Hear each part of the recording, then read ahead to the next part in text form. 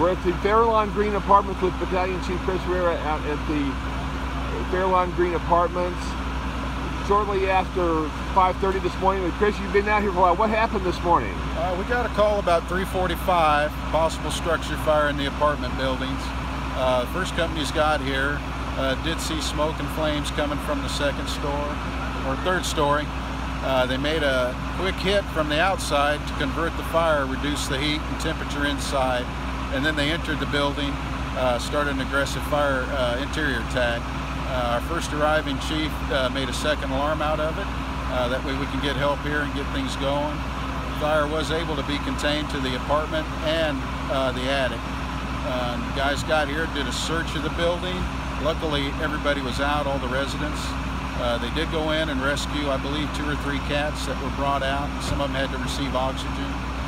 We did have one person transported to a hospital with possible smoke inhalation. His injuries were non-life threatening.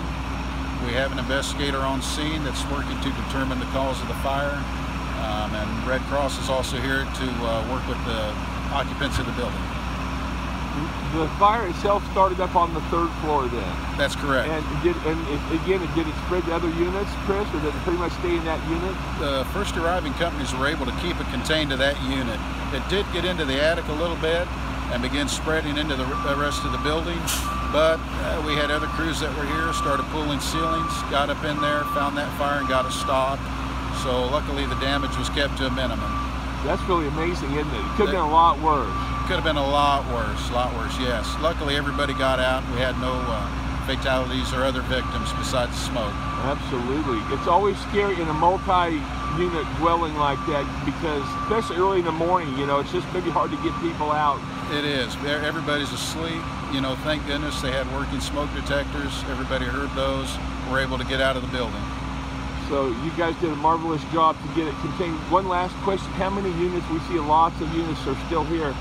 About how many different units were out here at one time, would you say? I'm not sure how many units are actually in the building.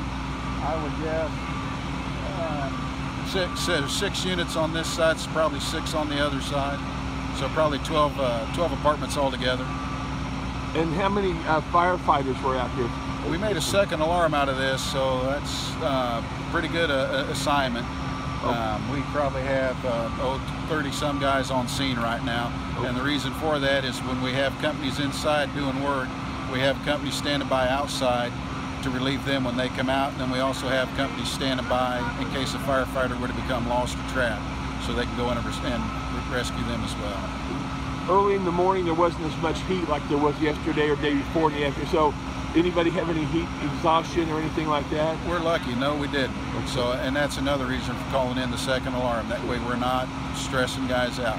They go in and work hard, but they can come out and take a break, get ready to go back in. All right.